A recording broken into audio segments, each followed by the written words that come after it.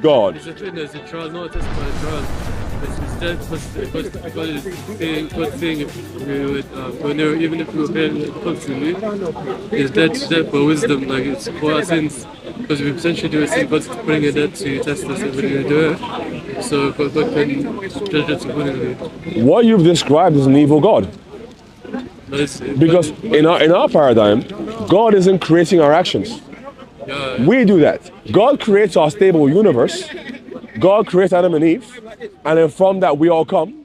But our decisions are our own. So when we do genocide, God isn't creating the action. We are. So we are judged for our actions, not God. But in your instance, because God doesn't allow you to have the freedom to choose to follow Him or not, but He also creates those evil things that you can do.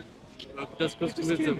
This life is what it is. It's not paradise, so it's going to be hardship and evil in this world. But the hardship and evil only exists because Allah created it. Yeah, God created it because God's testing us. So God is now the one who is literally creating evil.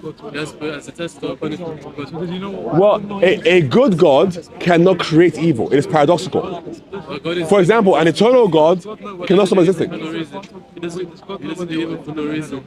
No, I didn't say that. I said a good God cannot create evil. It's paradoxical. Because evil... You said that Allah creates the sin as a test. Allah creates or the sinful actions. The test if you're going to do them, but you wouldn't be able to do them because you has control your actions. So He's not controlling us. It's our free will, but God created it. according to you, creates your free will. That's not free will. Because That's programming. multiple choices create. It basically is programming. And I'll show you something I remember. What do you have here? Sahih al-Bukhari 66:14. It says, the Prophet said, Adam and Moses argued with each other. Moses said to Adam, "O Adam, you are the father who disappointed us and turned us out of paradise." Then Adam said to him, "O Moses, Allah favored you with His talk, face to face, and He wrote the Torah for you with His own hands. Do you blame me for an action which Allah had written in my fate 40 years before my creation?" So Adam confuted Moses, and the Prophet added, repeating the statement 3 times. So importantly, do you blame me for the action which Allah had written in my fate 40 years before my creation? So this is fatalism. He's asked the question. I don't agree with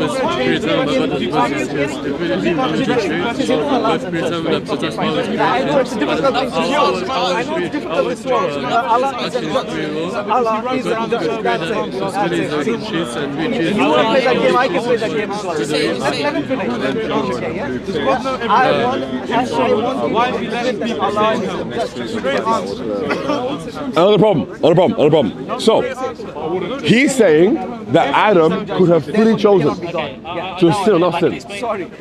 Adam here says, No, you asked me. It's predetermined, but he has free will, and at the same time, You have to do that. I can't see. Come and see. Come here for a second. Come and see what I'm seeing. In your scripture, Come and see. God has given free will. Can you see the person over there? Why would we accept that? I can't see anything. Exactly. Yeah. I'm good. You don't? We're gonna go soon, so come. but do you see how on the Christian side of things, we actually have full options. Like, we can fully choose to go against God if we want, or we can fully choose to go with Him. And God is not controlling; He's all-knowing, meaning He knows if we're gonna go against Him. But He's choosing to stay back and be like, you know what, my child. But your God is all-knowing, allegedly, but He's choosing your actions. He's not choosing the action itself. But you said just now that it was predetermined. In that. That's a paradox. Because everyone knows that when God answers. Okay. So just I blanked for 1 second. could Adam have not sinned? Yes. Okay, perfect. He says Adam could have chosen not to sin. How do we then wrestle with the fact that it says here that Allah wrote this sin into his fate before he existed? A whole 40 years. I want to know why 40, but How does that work? yeah. So, please. And then there's another hadith that says that if Allah, so predestination and free will, incompatibility between predestination and free will is not an issue in major Sunni Islam sources, as they held a rationale that both could coexist. Okay, now, in order for that to coexist, you would basically have to go against the teachings of Islam.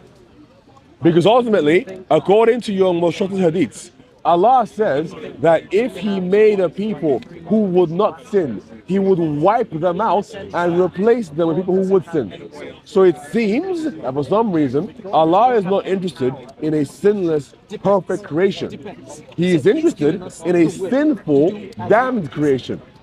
If he's a good God, I can't reconcile him being a good God with him creating people with defects that would lead them to hell.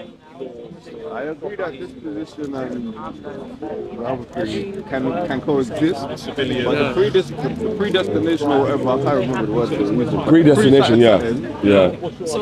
That's to do with like when God wants to, he's got a blessing for you down the line. Or there's something that God has constructed, but you can still do things that might affect it. It doesn't mean that, that's going to be solid. And I mean, God's word is God's word, but we have to the butterfly effect. Have you heard of the butterfly effect? When you No, if you the go back in butterfly time, effect, yes, sorry. if you read something just a little bit, can change your future. Do you believe that's predetermination? Yeah, no, I said predetermination and the other thing can coexist, right? But as God, right? Why would you, in all of your goodness and your glory, decide to predestine bad things for your people? For his wisdom. And we're not talking about he just wanted to use you as an example or people needed to learn from this. This life's a test. The afterlife is the heaven and hell. This life's a test. So God This life is a test, right? This life is a test, but don't you see how there's an issue now for your salvation? Because if your God is tripping you up, then how can you be saved down the line? Because Damn if you. you come upon the true religion, it's just a test to try from. I know. And you have to be patient with the trial from God. Get upon the true religion, and it's not safe and Patience or willful ignorance? The majority of people will never stumble upon the true religion. So again, Allah is okay with the majority of his creation going to hell when he could have simply made them to not sin. That's God's decision. It's free will. God offered it to the mountains, to the trees. God gave it to Adam there's some free will because he was ignorant enough to accept that free will. The free will to the good and evil. How can God offer free will to a mountain when a mountain is not sentient? I don't know. That's what the Quran says. I don't know. Then maybe the Quran's wrong. Because you would agree that in order to utilize free will, you need to be sentient and have rationality. You need to have a consciousness. But that's everything that's conscious in Islam. Everyone can speak. And anyone can speak. Stones can speak. If God allows, they're not sentient. Like, man can't just open that tree and start passing over, right? Human beings live from prayer and go through the spirit and then become man. Trees are sentient in your worldview. But that's exactly what They can be conscious things. God wills them to be. I can't do things. Wait. Sorry. Are trees consciousness? Absolutely. Or there can be an instance where a tree can be given consciousness. Absolutely. Trees conscious. I don't know about this one. Because if that's the case, then do trees go to heaven or hell? No, they're not human beings, they're not free will, so they don't go to heaven. So Even animals don't have to animals. I agree with on the animals part. However, you said that God offered free will to the mountains and trees. And I told you that to have free will, you need consciousness and rationality. In our worldview, we would say that human beings possess both. That's why we can be judged for our actions. But then two of them are needed for free will to exist. So, if Allah is offering free will to the mountains and the trees, do the trees have the capacity, rationality, and consciousness to even utilize free will? But the trees rejected it. So that means that they have rationality. So if they have rationality, why aren't they judged as being rational beings and go to heaven or hell? Because animals lack rationality. But God offered them something and they said no. Isn't that like a rejection? To disobey God. Trees can't disobey God, so they can't be judged by God. So if trees can disobey God, how did the trees say no to God giving them free will? That's just a decision, a rational. But I'm saying trees can't disobey God by doing so. If they're sinning, they can't sin. So if I'm your boss and I give you a phone and you have to follow my commands and you say no, are you obeying me or disobeying me? Because God gave the trees the decision to.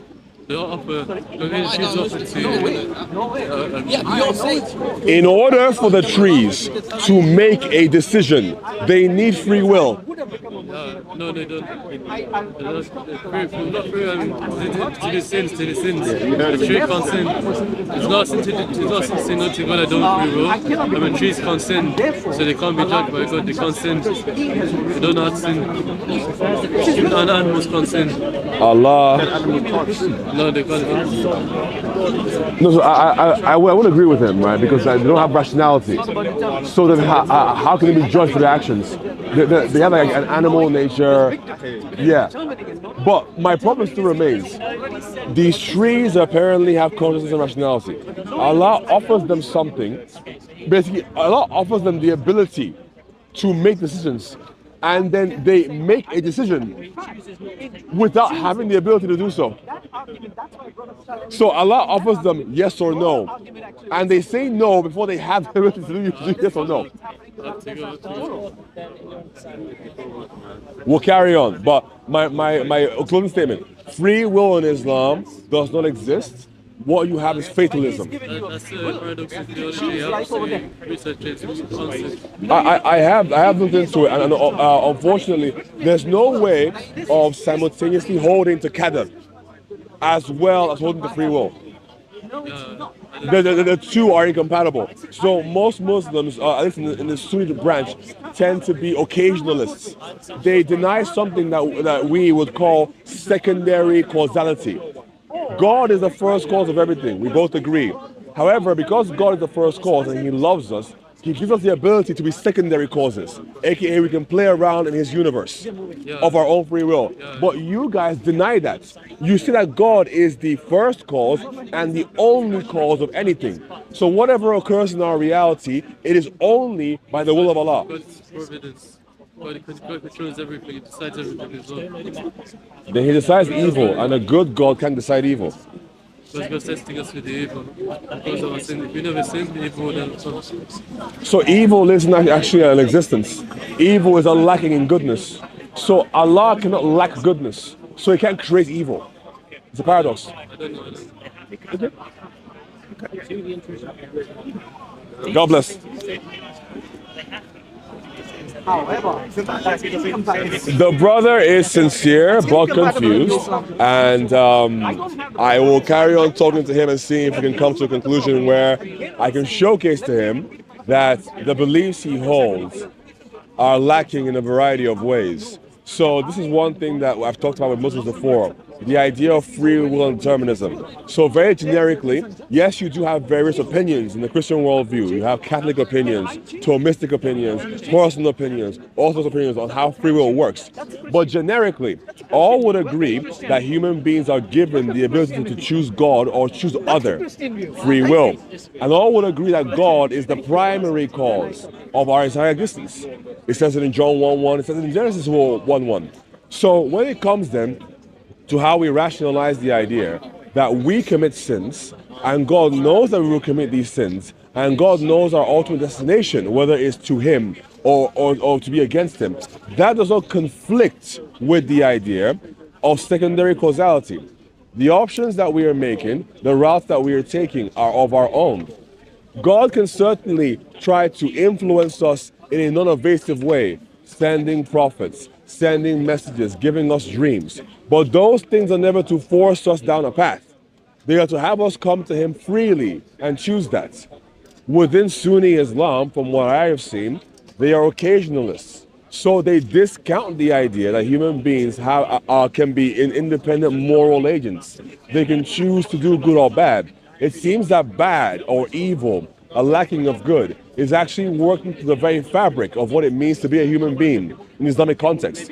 I gave him the hadith that says that if Allah had created a people who would not sin, He would wipe them away and replace them with those who would. Almost as still as a dependency on us being able to sin and be forgiven for it. My issue with this is the deficiency on the part of God. Because it is an evil thing to create a people who are intrinsically built to fail for the majority of their species, however, then promise them eternal damnation for something that was built into the very fabric of their character. For us, our concept of original sin, or a sinful nature, and the idea that the world is torn and degraded and debased, comes from human action and continues to be exacerbated by human action, independent of the direct control of God. But they don't have that. So the problem of evil for them is very difficult to contend with. And I think I've even seen them talking on the internet regarding how to harmonize free will and determinism. And when you dip down into the nitty-gritty of it, unfortunately it gets very complicated and you have to accept that Allah knows best. But luckily for us, we don't. We can rationalize how the two interact with each other and don't contradict. Praise God. All right. See y'all later. Go.